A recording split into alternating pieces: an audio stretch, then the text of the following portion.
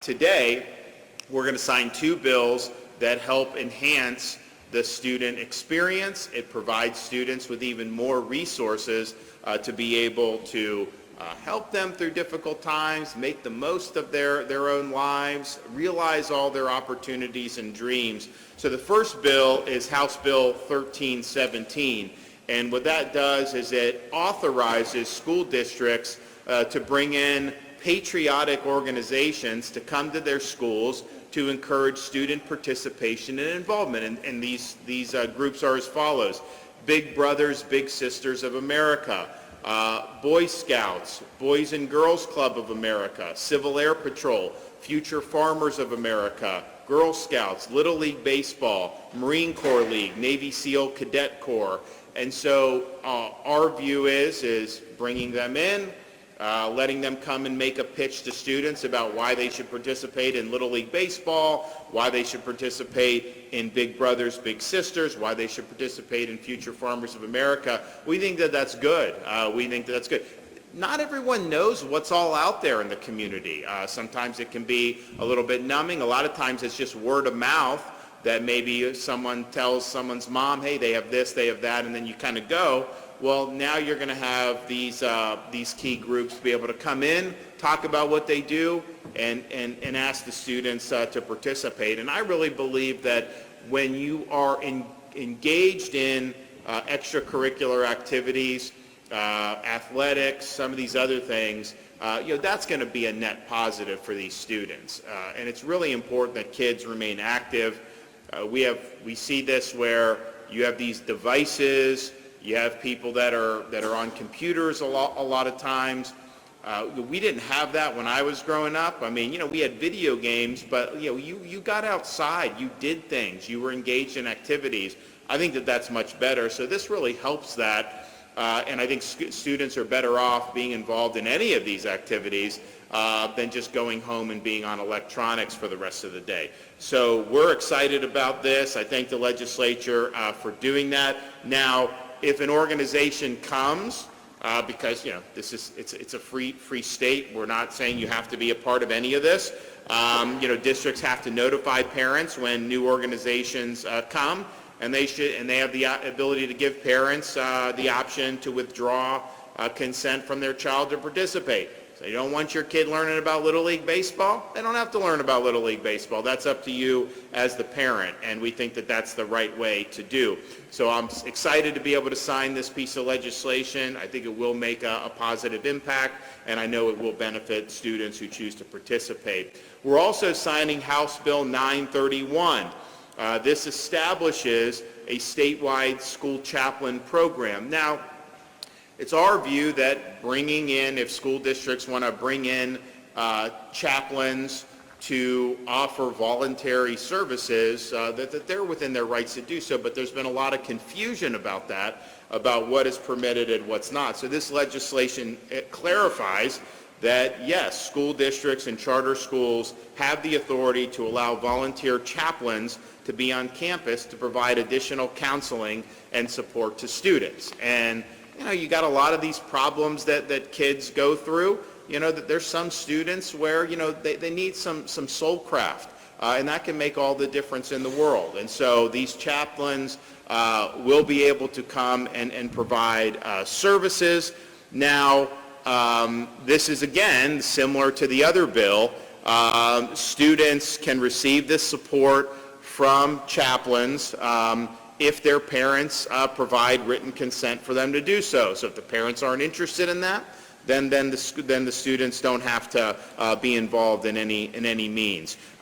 Districts that have volunteer chaplains at their schools must have a list of all the chaplains on the district's website, including the chaplain's religious affiliations. And then parents can make judgments about whether any of those fit the needs that they think for their kids. But providing our students with more resources, I think, is better, and I think that this is going to go a long way.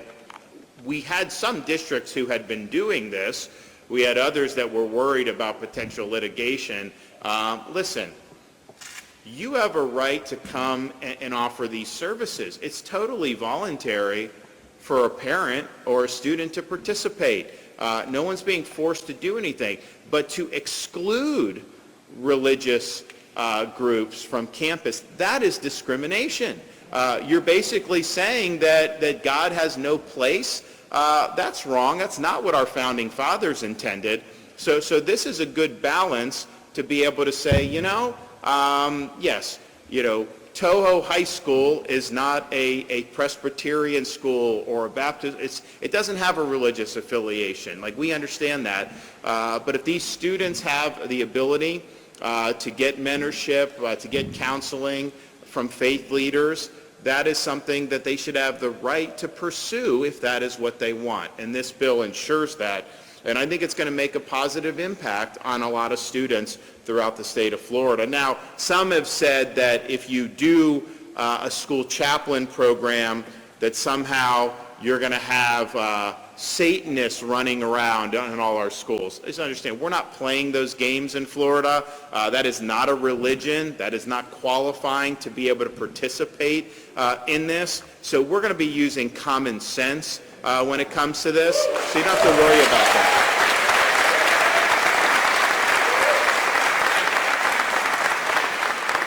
And to me, just as a Navy veteran, I really view the chaplain program in schools similar to how we have military chaplains.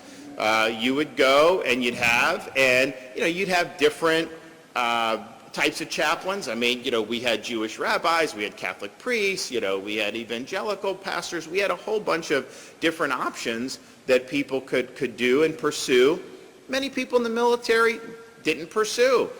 Many others did pursue, and that provides, I think, really useful resources for that. We also had these chaplains. When I was in Iraq, they're out there on the front lines out there. You got some of these priests, they're administering last rites to people who have been shot or been in an IED attack. And so a lot of them, used very much heroism as well. So that's something that always stuck with me. But I think that model of just having this available as part of the services that you're providing, like we do in the military, we should be doing the same for our students here in school. And I think so what we're doing, I think the founding fathers would be thinking, yes, of course you should be doing that. I think that they would absolutely believe that this is an indispensable part of a good education. So we got to give students this option. We got to give parents this option. And it really goes with our whole mantra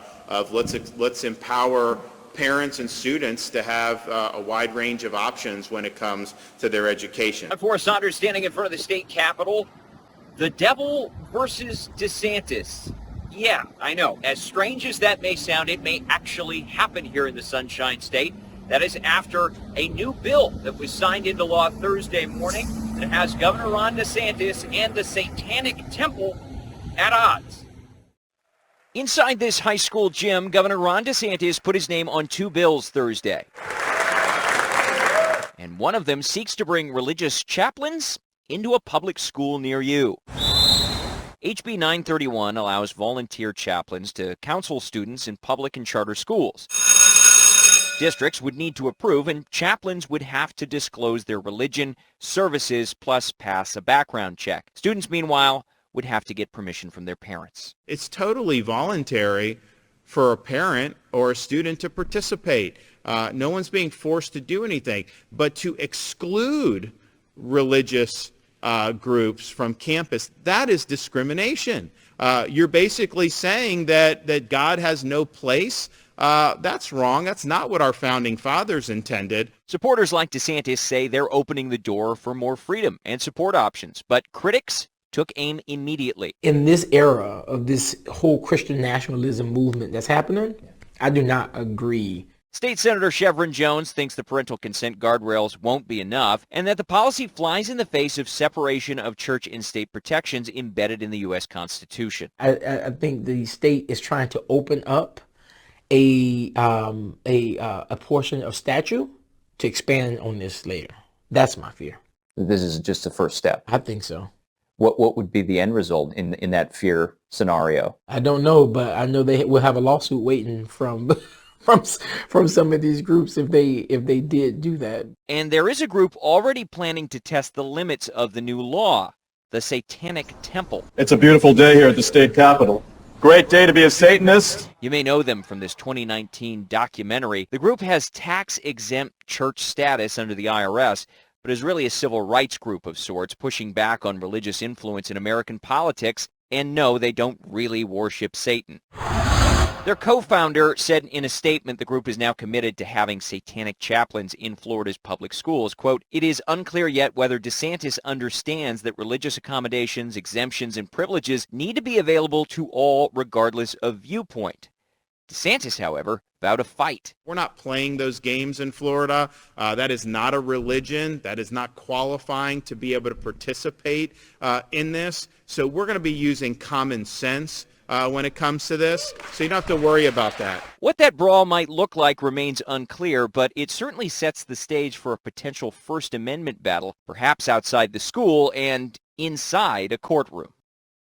Now that the governor has signed the bill, the provisions take effect July 1st of this year, and that means theoretically we could see those first chaplains at the beginning of the next school year. We'll have to wait and see. That's the latest out here at the state capitol. I'm Forrest Saunders reporting.